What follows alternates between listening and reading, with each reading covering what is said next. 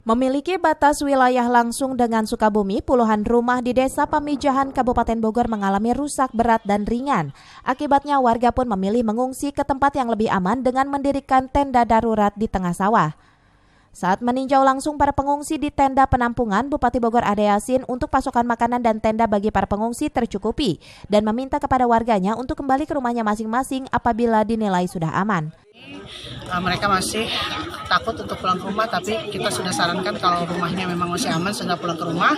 Tetapi kalau yang merasa tidak aman, kita akan buatkan tenda yang dari BNPB atau BPBD, dan kita juga siapkan bahan-bahan sembako dan kebutuhan sehari-hari lainnya, termasuk kebutuhan bayi untuk menangani masalah ini.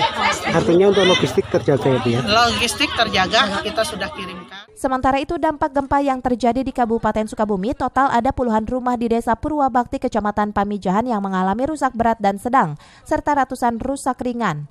Beruntung tidak ada korban jiwa dalam peristiwa ini. Dari Pamijahan, Kabupaten Bogor, Mande Jajar melaporkan.